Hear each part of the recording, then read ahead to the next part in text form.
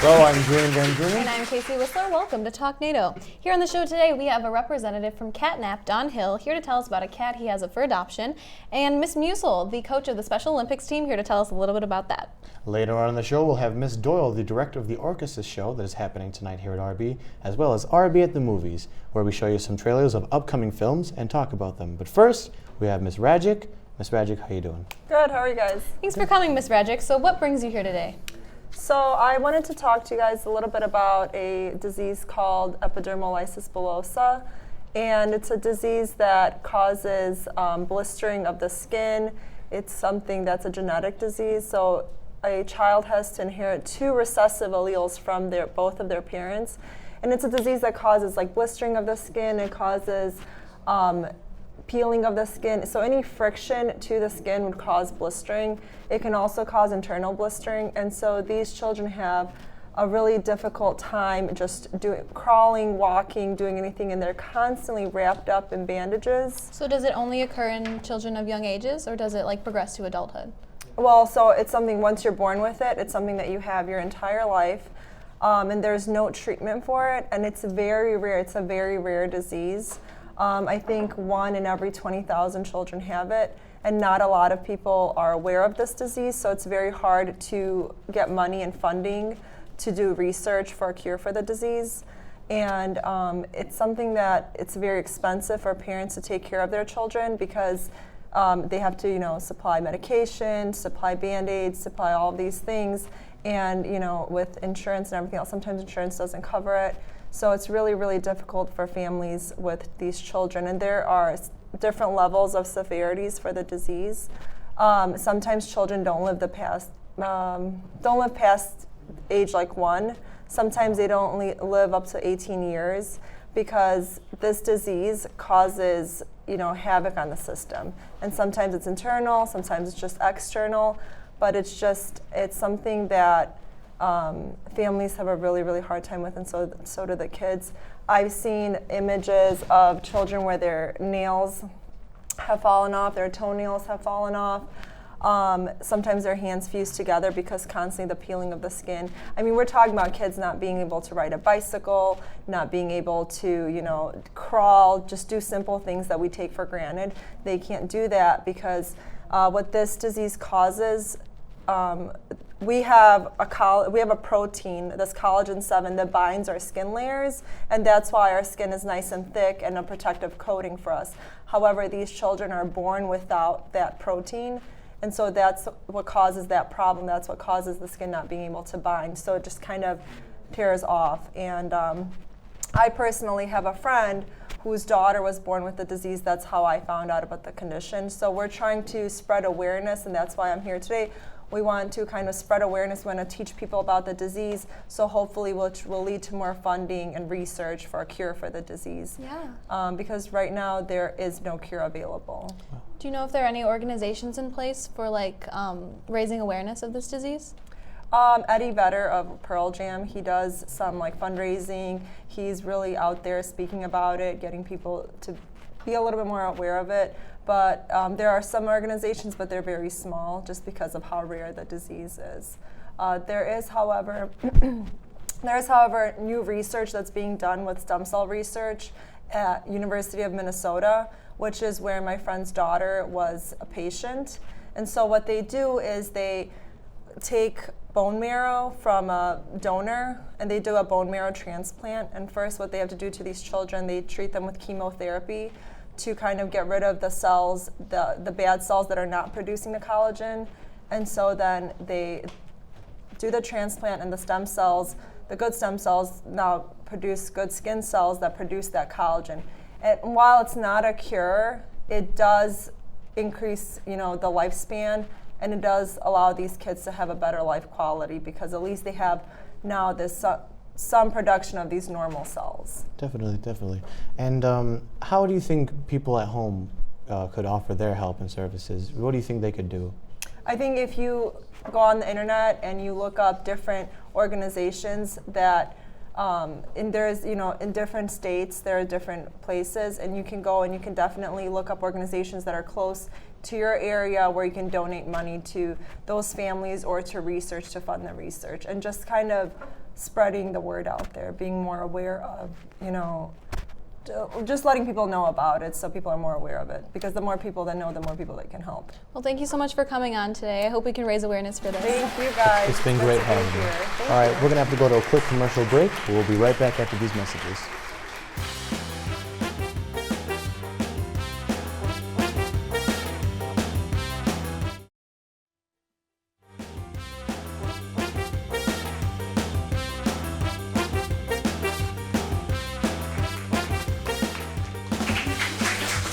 Welcome back to TalkNado. Here on the show today, we have Miss Doyle here to talk to us a little bit about Orchesis and RDE. So, Ms. Doyle, tell us about the show tonight. What can anyone going expect to see? The show tonight, which is actually the Repertory Dance Ensemble show, it's a little bit different than the Orchesis show. Really? The Repertory Dance Ensemble show is the one that's happening this weekend, Friday and Saturday at 7 p.m. And the Orchesis show actually happens in the springtime during, it's more of an extracurricular after-school thing. But people who are coming to the Repertory Dance Ensemble show tonight will be able to see a variety of different dance styles. We have contemporary dance, we have ballet, we have jazz dance, so all types of styles. This particular ensemble is comprised of our most advanced dancers in school, and they do have to audition for it, and they do that the previous year before they join. And so all of our dances are also themed. They're all student choreographed, so all the students come up with the theme or concept for their dance, and then they create and choreograph based on that. Nice. So I've heard you had some really creative costumes within this show. Could you tell us a little bit about that? Sure. Well, we try to make the costumes definitely complement the concept or theme of the dance.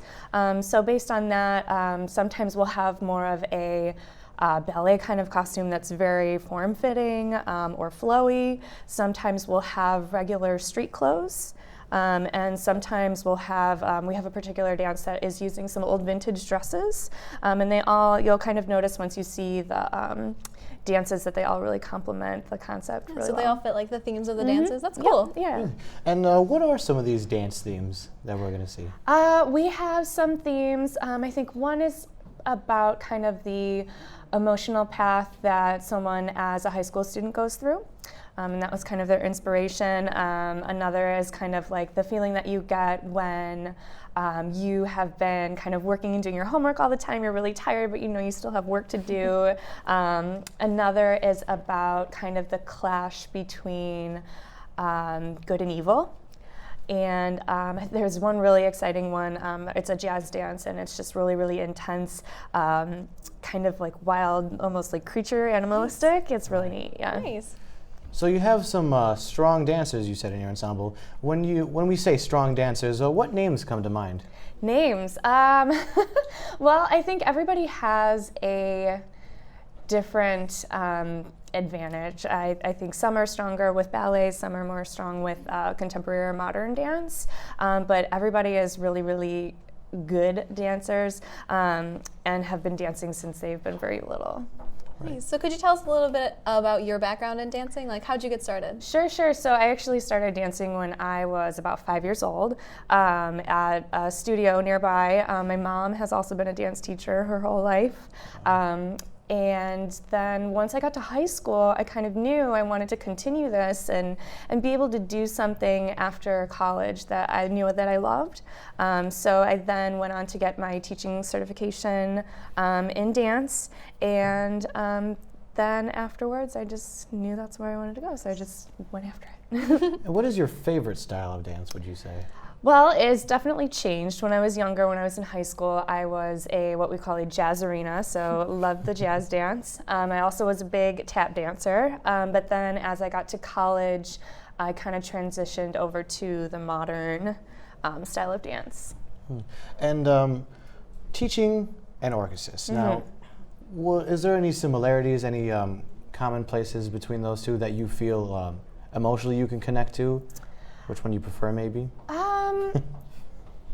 I think the kind of thread that goes between them is that no matter what level of dance you're in, so if you're in like a dance 1 class, or if you're in Orchesis, or if you're in repertory dance ensemble, the thread between all of that is that the dance is something that the kids are connecting to, and it's conceptual, and they have to be themselves and create themselves. And that really has nothing to do with their technique or how good they are. Yeah. So I think that's the thing that kind of strings them together. Great. So it's more about a self-expression than it is about actually. Yeah, absolutely. Definitely. Well, it was great having you on the show. Thank you I can't wait to see the show. Yeah. Everybody come to the RBTV show. All right, well, we'll have to go to a quick commercial break, but we'll be right back after these messages.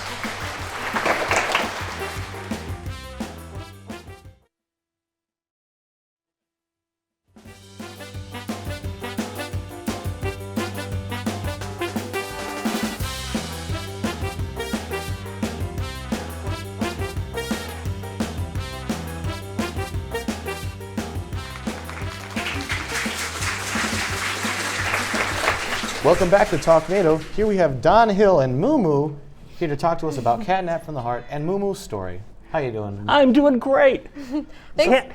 So tell us about MooMoo here. This is MooMoo, and MooMoo is a 5-year-old tuxedo cat, black and white, and he's a very unique cat. He has a genetic thing called polydactylism, and what that means, you can see his paws here. Let me turn around. You can see his paws. He has like mittens. He has 2 extra toes. Really? Most cats have 5 fingers on each front hand and 4 in the back, so 18. So he has 21. So he has quite a few toes, and pretty cool cat. The record, by the way, is a cat named Jake, who happens to have 28 toes. 28 toes. So wow. we're working on it. Okay, probably- I'll let you down there, sweetie. There he goes. He's gonna go explore. Extra toes making him very fast. Very fast, yes. So what about this cat story? Could you tell us a little bit about where Sure. he came from? Absolutely. He was in an only cat household in a situation where husband and wife, and the husband didn't like cats. So the story was he was going to take, very good.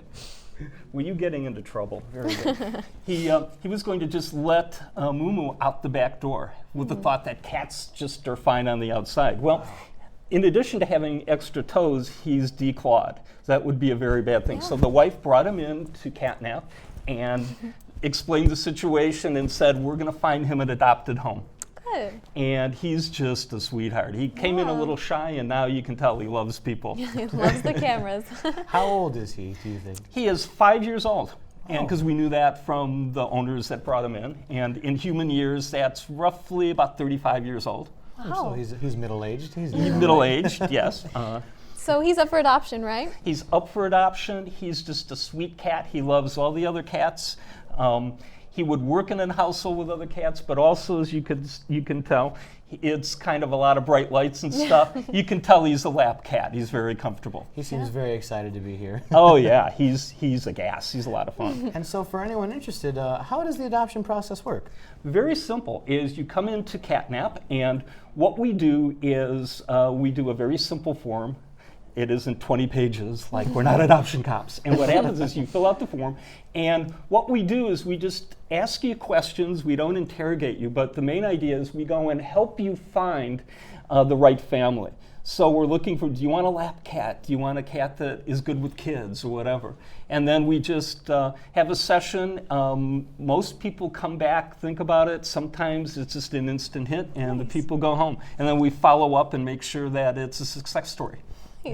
So what's unique about CatNap that other adoption centers don't have to bring to the table? What's very unique about CatNap is we're a lot of shelters are no-kill, which means that they stay there and they don't get euthanized for space. The problem is we get full and sometimes we can't take in cats. But it's very unique about that. But I think the most unique thing about us is that we're very open about adoptions, and we don't ask a lot of he wants to be petted. There you go. We don't ask, we don't interrogate people, and the thing is, if the cat doesn't fit in with the environment, unlike most shelters, we encourage folks to bring the cat back And as long as you'll tell us the behavior, well, it'll help us get the cat adopted, and we'll find another cat. So Wow. we're very good at working with people. We're kind of like psychologists more than Wow, shelter people. yeah. Oh, so you take the experience that the person who adopted the cat originally, Right. you write it down so you could find out what the cat would prefer to be in. Exactly, because Wow. you have kids and dogs and whatever, so you have a lot of information about the cat that we can't get from the shelter, especially when we get stray cats in. We know nothing about them. And, you know, the owner surrenders are easier because we know that, okay, good with kids and dogs and whatever. So it's just a very interesting process, and it's not an exact science. It's more of an art. So you said you find them from previous owners and strays. Are there any other ways you get cats for your adoption center? In some cases, what we'll do, there'll be a situation where you have these horrible situations where people have an illness. It's called hoarding. And what they do is they have a lot of cats and other animals. And we'll get a lot of situations where shelters will go in and take care of that situation. And then we've got to home 50 cats. Can you take 5 of them or whatever? But the main thing that we get are owner surrenders. But more and more, it's for some reason, we're getting more and more stray cats that are out there. And we usually get the ones that aren't feral, the ones that don't live outside, the ones that kind of escape from a household. And we usually get them to other shelters because it's very hard to socialize a true feral cat. It can be done, but it's tough. Well, thank you very much. It's Oh, been you're great welcome. having you, Don. Thank you. You bet. All right, we're going to have to go to a quick commercial break. We'll be right back after these messages. Great.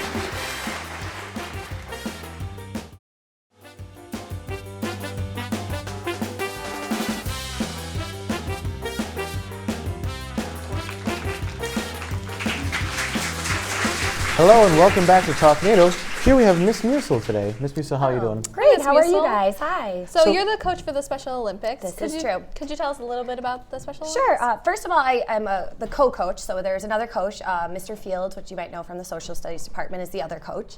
And we do 2 different sports here at RB for Special Olympics. We do basketball, and then in the spring we do track and field. So right now we're in the middle of our basketball season. So far, we've only lost 1 game, so we're about 4-1, which is pretty nice. Good way to start, and having a blast. So it's going well so far. So. What other schools participate in this? Pretty much every school that is, every high school in the area. So, for example, some of the teams we played so far are Oak Park, River Forest, Hinsdale South. We do a scrimmage with Park Junior High, which is feeds into LT to kind of teach them how to play high school basketball and give them that opportunity. But Downers Grove, Morton's starting a basketball team, so hopefully in the next year or 2 we'll be able to play them. LT we always do with our big Pack the Place game, and we play against LT there. So most schools in the area have one, or at least if they don't have one, they're in the process of starting one. So it's really nice because then you can have them see their teammates at schools that are very close and nearby, and not have to travel a crazy amount to play a game. So what about Pack the Place? Could you tell us a little bit more about that whole ordeal? Absolutely. So we just had Pack the Place a couple weeks ago, right before Thanksgiving break. That's our huge event for basketball for Special Olympics, and it's co-sponsored by Best Buddies. And what we do is we try to get as many people out as possible to come to one of our games, and we always play LT for it, to hometown rivalry. Yeah. And so the cheerleaders come, the Pupettes come, band sends a group. Mr. Urich comes out and does the announcing for us. It's a wonderful activity in that the school really bands together and shows our athletes, cheer on our athletes and the other team, which is wonderful too. Just to show them that they're part of the school, that their peers accept them and love them and are cheering for them too. So that was a great success. We had a great time this year. Mike Habayeb, who is one of our star players, always attempts his half-court shot, and this year he did his full-court shot. And although he didn't make it, he was really close. We didn't want to, drag out the whole thing, but he's been working on it all year, so that's his point of pride at Pack the Place. So Sure. It's great. It sounds like you got a lot going on. Oh yes. You also have a tournament in January? Correct. Tell us So about we're that. coming up on our that's basically our version, Special Olympics version of playoffs and going to state. So we have in January all of the area teams and schools come together, and we're at Unity Junior High. and at Oaklawn High School, and we have a few different games that we play, and if we win both of them, we get to progress on to state, where we're again matched with a team that's fitting with us, and we have the potential to earn our gold medal at state. So I heard you went to state last year? We did, not for basketball though. We went for track and field. So track and field last June, we went down to ISU. We had a few kids that were eligible for state. So we had Josh Sylvie, Anthony Camicho, and Maggie Rogers. 3 kids all qualified for state. So we went to ISU. It was awesome. They have a really great job of doing opening ceremonies just like the Olympics. Lisa Madigan, who's our state attorney general, actually comes and lights the torch. A lot of police officers from various organizations throughout Illinois come to welcome all of the kids in as they walk into the stadium and they're introduced. Wow. There's something called the torch run that ends there, where different police departments, while fundraising for Special Olympics, pass a torch and do a run. And so that ends up at ISU, and we have the last leg of the torch run where all of these different law enforcement officials come in with torches and they shut the lights, and it's magical. It's wonderful. Yeah, It's a really cool thing, and it really makes the kids feel significant, that their events, what they do matters, and that's really what our goal is in Special Olympics. So to have that cumulating event, it's wonderful. Yeah, that really is. And for anyone interested, is there any games coming up soon? That Absolutely. We have a game on Tuesday, this upcoming Tuesday against Fenton. So it'll be one of our harder competitions. And it's at 5:30 in the East Gym. So we'd be happy to have you guys, anyone come. We're always looking for more people to come cheer on. And we also have the opportunity for those who are willing to volunteer with Special Olympics. So I have a group of about 5 to 10 people that come, they go to our practices, they play alongside us, they cheer on our team at the games, and really dedicate their time to helping us out. And they're wonderful as well. Well, that's wonderful. Thank you so much for coming on today. Thank you for having me. Happy to talk to you. Good luck with your season. Thanks, appreciate it. All right, we're going to go to a quick commercial break. We'll be right back after these messages.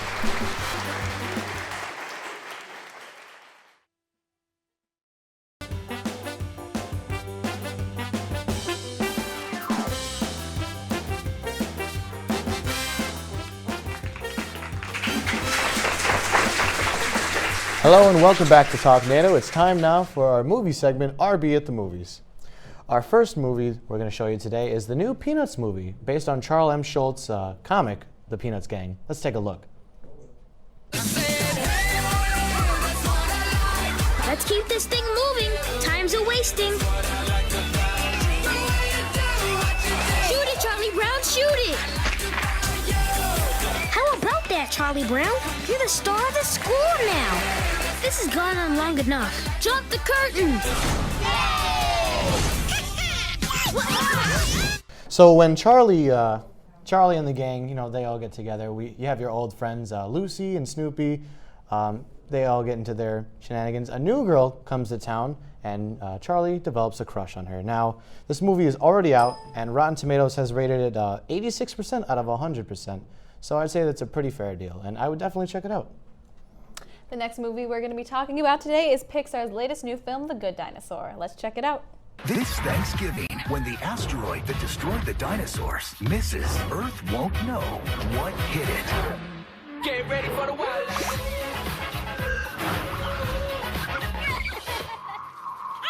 From the creators of Inside Out. Let's go! Yeah, I got you!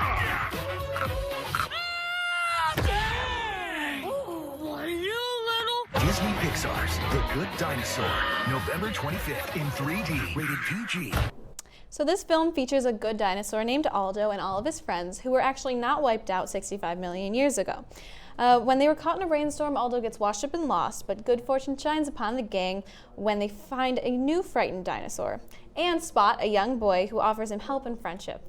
Rotten Tomatoes has given this 75% out of 100, and that's pretty good, I'd say, for a Pixar film. Pixar films have brought many families joy over the ages, and I hope this one will do the same. Alrighty, well, that's all the time we have today, Yes, so thank you very much for watching. I'm Julian VanDrunen. And I'm Casey Whisler. Thanks for watching. We'll see you next time on TalkNado.